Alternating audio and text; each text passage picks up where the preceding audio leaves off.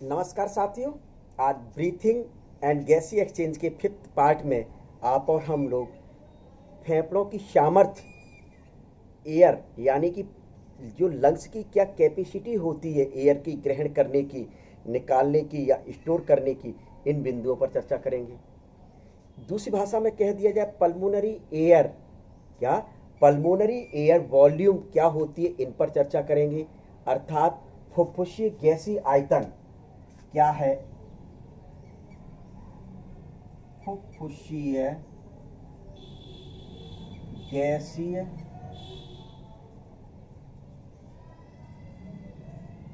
आयतन। गैसीय आयतन एयर कह रहे हैं तो एयर मतलब वायु होता है। गैसीय क्यों? क्योंकि उसमें ऑक्सीजन और CO2 पाई जाती, इस वजह से गैसीय आयतन के बारे में चर्चा करते हैं। तो सबसे पहला मतलब देखा जाए टाइडल वॉल्यूम, TV, इसका जो मान होता है, मैं बिल्कुल शॉर्ट भाषा में बताऊंगा, normal breathing.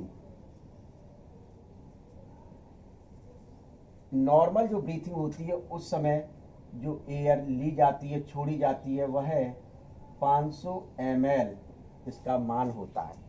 Clear? Normal breathing के दौरान एक व्यक्ति यदि नॉर्मल ब्रीथिंग करता है तो उस समय मुख्य रूप से ये जो वॉल्यूम होता है वो कितना होता है, 500 ml होता है। कितना? 500 ml। दूसरा बताया जाता है इंस्पायरेटरी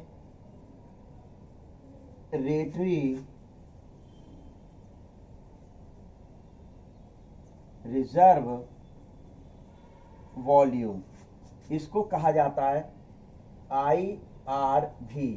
इन शॉर्ट चलेंगे IRV। तो IRV का मतलब क्या हुआ कि फोर्सफुली जो एयर ग्रहण की जाती है, फोर्सफुली यानी ताकत लगाकर जो एयर ग्रहण की जाती है उसको कहा जाता है IRV। इसका जो मान होता है वह कितना होता है, समथिंग 3000 ml। और यदि टाइडल को मिला दिया जाए, टाइडल को मिला दिया जाए तो यहां लिख दें 500 ml यानी कि, और अकेले मान जो होता है वह कितना होता है, 3000 ml यानी 3000 ml मुख्य रूप से इसका मान होता है। फिर आता है इंस्पायरेटरी, यहाँ है तो यहां अब कर दें एक्सपायरेटरी रिजर्व वॉल्यूम यानी ERV। इंस्पायरेटरी रिजर्व वॉल्यूम और एक्सपायरेटरी रिजर्व वॉल्यूम, इनको हिंदी में इंस्पायरेटरी को क्या कहते हैं, निश्वसित, और एक्सपायरेटरी को कहते हैं निःश्वसित। तो विशेष ध्यान रख लें। तो ये क्या होता है, यानी कि फोर्सफुली जो एयर बाहर निकाली जाती है, फोर्सफुली जो एयर बाहर निकाली जाती है उसका जो मान होता है वह कितना, 1000 ml। कितना होता है, 1000 ml होता है। यानी कि ताकत लगाकर बाहर निकालने वाली वॉल्यूम जो है एयर की वह एक्सपायरेटरी रिजर्व वॉल्यूम कहलाती है, एक्सपायरेटरी रिजर्व वॉल्यूम के नाम से जाना जाता है। फिर आता है फोर्थ नंबर पर रेजिडुअल वॉल्यूम, इसको कहा जाता है RV। क्या कहा जाता है, RV यानी रेजिडुअल वॉल्यूम। क्या कहा जाता है, रेजिडुअल वॉल्यूम यानी कि अवशेषी वायु। क्या कह देते हैं, अवशेषी वायु के नाम से जाना जाता है। बलपूर्वक बाहर निकालने के बाद, यानी फोर्सली एयर को आपने बाहर निकाल दिया, अब जो शेष बचती है, जो शेष बचती है वह वैल्यू मुख्य रूप से क्या कहलाता है, RV कहलाता है। अर्थात रेजिडुअल वॉल्यूम या अवशेषी वायु का आयतन कहलाता है, जिसका मान 1300 ml यानी कि 1300 ml होता है, 1300 ml होता है। फिर आता है पांचवें नंबर पर फंक्शनल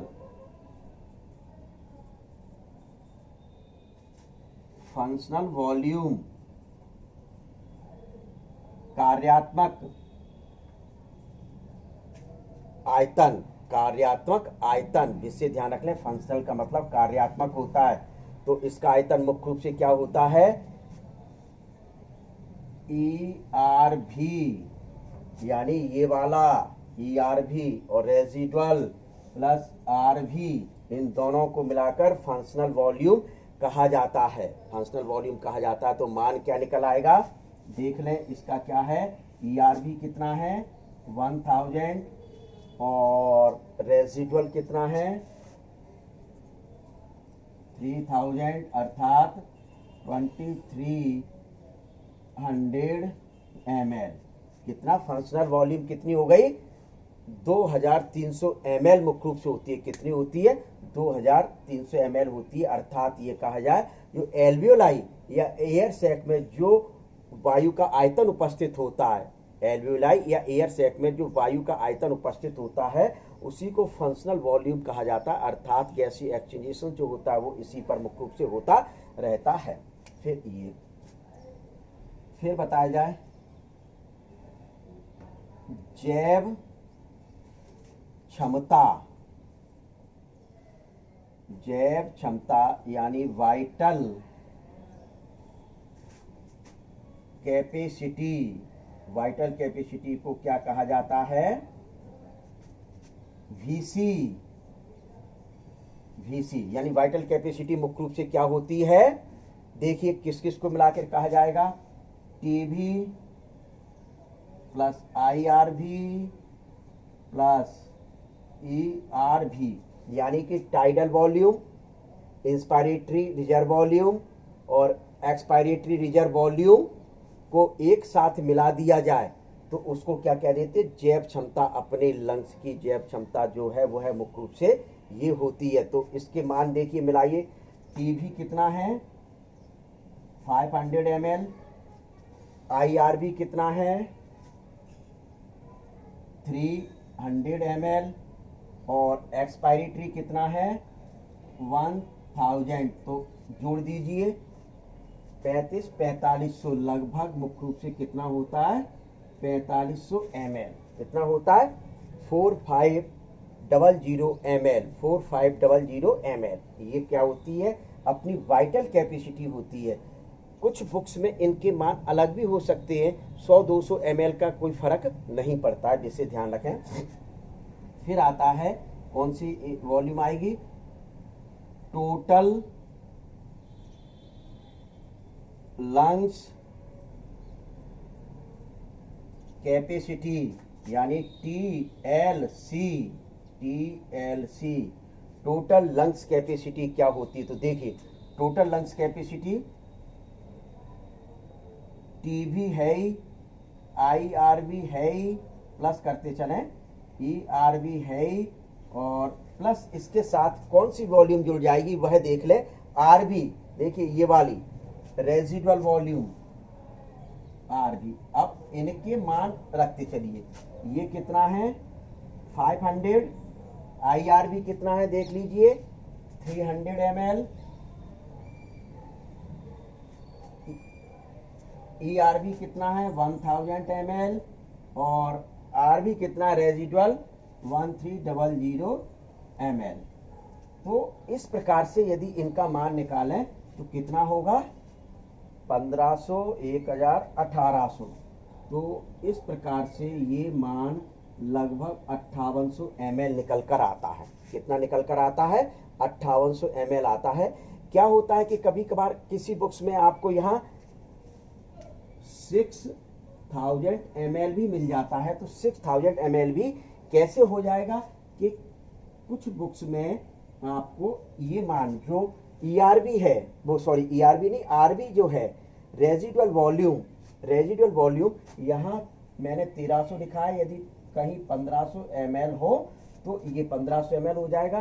तो स्वाभाविक है इनको यदि जोड़ें तो 3500 यानी कि 5000 ये इन तीनों को करेंगे तो वो कौन सा आ जाएगा 6000 ml आता है। तो इस प्रकार से आपके लंग्स की टोटल कैपेसिटी होती है वॉल्यूम 6000 ml या फिर 5800 ml होती है। अब एक और आता है डेड 8 नंबर पर। देखें डेड एयर क्या होती है या डेड वॉल्यूम। ये लगभग 140 ml होती है। लेकिन ये कहाँ होती है जो एल्वियोलाई या एयर सैक के बाहर ब्रैंक्योस जो पाए जाते, ट्रैकिया पाए जाते हैं, उनमें मुख्य रूप से डली रहती है, या उनमें जो डली रहती है तो वह मुख्य रूप से कौन सी होती है? डेड एयर होती है। कितनी होती है? डेड एयर मुख्य रूप से कहलाती है। तो इस प्रकार से कि ये आपके द्वारा विभिन्न पल्मोनरी एयर वॉल्यूम देखे गए। क्या विभिन्न पल्मोनरी एयर वॉल्यूम देखे गए? मैं आपको इसमें बता देता हूं कि महत्वपूर्ण जो आपको 100% रखना है वह एक तो ये, एक ये और एक ये, 3 वॉल्यूम तो आपको ये मान के चलिए 100% रखना है। क्यों? क्योंकि किसी भी स्टेट के बोर्ड एग्जाम में से क्वेश्चंस आते हैं। इसके अलावा नीट जो एग्जाम मेडिकल का होता उसमें से भी ये क्वेश्चंस पूछे जाते हैं। ठीक है।